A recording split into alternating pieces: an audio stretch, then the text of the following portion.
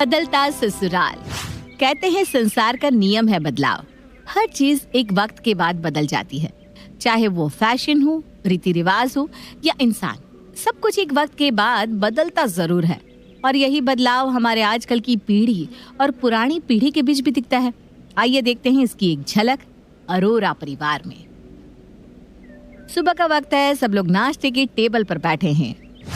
अरे आकाश, ये ले, मैंने तेरे लिए गर्मा गर्म पराठे बनाए हैं, आलू के, घी डाल के। निखिल कम ऑन, फोन को साइड पर रखो और नाश्ता खा लो।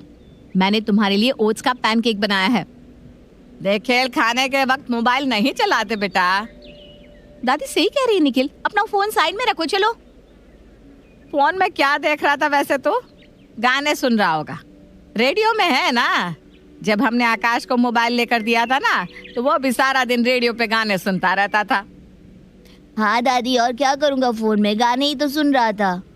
इंस्टाग्राम पे आजकल कौन से गाने सुनने लगा है तू? मैंने अभी देखा तू ऑनलाइन था।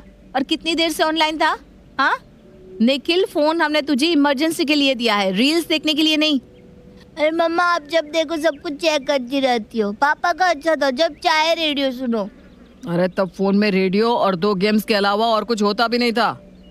ये रील्स क्या होता है? अरे दादी कुछ नहीं, सब लोग अपने अपने वीडियोस डालते हैं, उसमें से काफी कुछ सीखने को मिलता है। दादी को कुछ पता नहीं है तो उन्हें कुछ भी बताने की जरूरत नहीं है। मम्मी जी, ये रील्स देखने की आदत ना बहुत खराब है, बहुत समय बर्बाद कर देता है ये बच्चों का, जिनसे उनकी आंखों पर तो जोर पड़ता ही है, लेकिन उनका वक्त इसी में चला जाता है और उनकी पढ़ाई भी अफेक्ट होती है। अरे निखिल, अगर ऐसा है तो मत चलाया कर बेटा ये सब, समझा? जी दादी। तू मेरी मम्मी को बेवकूफ बना सकता है, अपनी नहीं। अरोरा परिवार में 2 माएं एक साथ रह रही थी, जिनकी सोच और समझ दोनों एक दूसरे से बिल्कुल अलग थी। पर क्या आप पता लगा सकते हैं कि कौन सही है और कौन गलत? मम्मी जी, मैं ऑफिस जा रही हूँ। हाँ माँ, मैं भी निकलता हूँ। चलो, मैं तुम्हें छोड़ते हुए जाता हूँ। अरे नहीं, मेरे पास स्कूटर है ना, चली जाऊंगी मैं।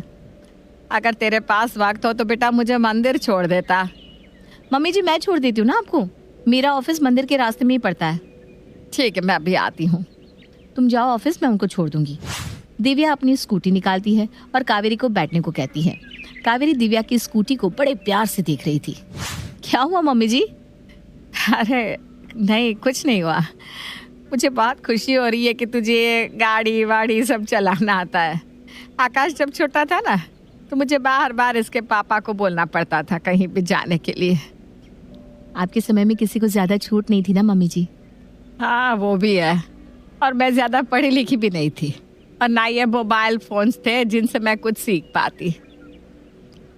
वो बात तो है मम्मी जी, पहले इतनी चीजें नहीं थी सीखने के लिए। अच्छा चल, सब्जी ले ले यहाँ से, कितनी ताज़ा और अच्छी लग रही है, देख तो। मैं ऑनलाइन ऑर्डर कर दूंगी ना मम्मी जी। अरे सब्जियाँ तो देख कर ही लेनी चाहिए, और यहाँ से 2 पैसे सस्ती भी मिलेंगी। आजा आजा। ठीक है, आप ले लीजिए, और ये देखिए सामने ही है मंदिर। अच्छा ठीक है, तू जा अपने ऑफिस, मैं यहाँ से सब्जी लेके मंदिर चली जाऊंगी। फिर आप वापस कैसे आएंगी मम्मी जी? अरे मैं इतनी भी भोली नहीं हूँ बहू, यहाँ से ऑटो करवा के चली जाऊंगी। नहीं, मैं निखिल को फोन कर देती हूँ, वो ट्यूशन से जाते हुए आपको लेता हुआ जाएगा। ठीक है? ठीक है, अगर वो यहाँ से जा रहा है तो मुझे लेते हुए जाए। ठीक है, मैं कॉल कर देती हूँ निखिल को। दिव्या कावेरी को मंदिर छोड़ने के बाद निखिल को फोन लगाती है। हाँ मम्मी। कहाँ हो बेटा अभी? अरे मम्मी, ट्यूशन में हूँ, और कहाँ होऊंगा। अच्छा, तुम्हारा ट्यूशन आजकल मैकडोनाल्ड में लगता है क्या? हाँ, वो आपको तुम्हारे दोस्त रवि ने इंस्टाग्राम पे डाला है स्टोरी, और तुम भी दिख रहे हो उसमें। अरे ये रवि भी ना। मम्मी सॉरी, वो बस आज ही, आगे कभी ऐसा नहीं करूँगा। आगे से तुम कर भी नहीं पाओगे। आज ही मैंने तुम्हारे ट्यूशन सर से कहा है कि वो एक व्हाट्सएप ग्रुप बना दे पेरेंट्स का, और बच्चे कब आ रहे हैं, कब नहीं, कहाँ है, इसकी सारी डिटेल्स हमारे साथ शेयर कर दे। तो अगली बार बिना बताए कहीं जाने का सोचना भी मत। ओके मम्मा। और सुनो, अभी निकलो वहां से, और जाते वक्त दादी को मंदिर से लेते हुए जाना। ठीक है मम्मा। एंड नो मोर मस्ती, ओके? ओके। अब तो ट्यूशन बंक करके कहीं जा भी नहीं सकते, मम्मी ने तो सारे रास्ते ही बंद कर दिए। ये इतनी होशियार मम्मी होना भी ना सेहत के लिए अच्छा नहीं है। चल निखिल बेटा, निकल ले यहाँ से, अब मंदिर दादी को भी लेने जाना है। निखिल वहां से निकलकर सीधा अपनी दादी को लेने मंदिर पहुंचता है। अरे तू आ गया निखिल? हाँ दादी आइए बैठिए। अरे तू क्यों आया? मैंने कहा था दिव्या से कि मैं चली जाऊंगी। अरे दादी मैं हूं ना, आप बैठिए। अरे तू थक गया होगा ना पढ़ाई कर करके बेटा। दादी कितनी भोली है, इन्हें समझाना कितना आसान है।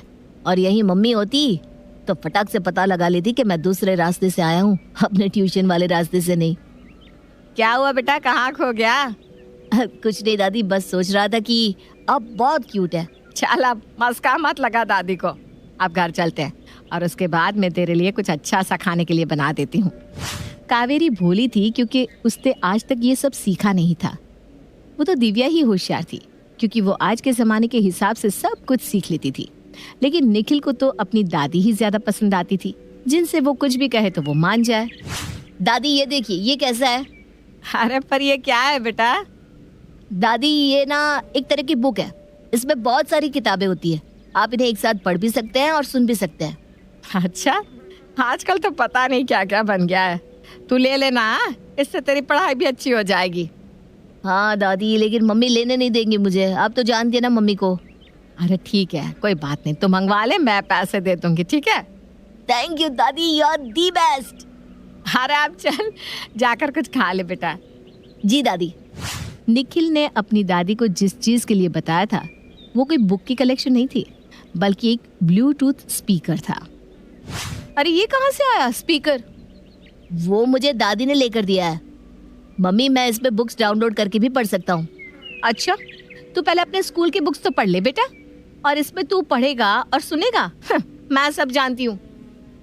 अब उसने ले ही लिया है तो क्या कर सकते हैं? कर सकते हैं, मैंने वाईफाई का पासवर्ड बदल दिया है और बिना वाईफाई चलेगा कैसे? मम्मा प्लीज ऐसा मत करो ना। शुरुआत तुमने की ना। मैंने कितनी बार कहा है कि इन सब चीजों में अपना वक्त बर्बाद मत करो, लेकिन तुम मेरी कोई बात ही नहीं सुनते। सॉरी ना मम्मा। ठीक है अब चलो, जब तुम्हें चाहिए होगा तब मैं तुम्हें पासवर्ड दे दूंगी। अब चल के खाना खा लो। Thank you mamma.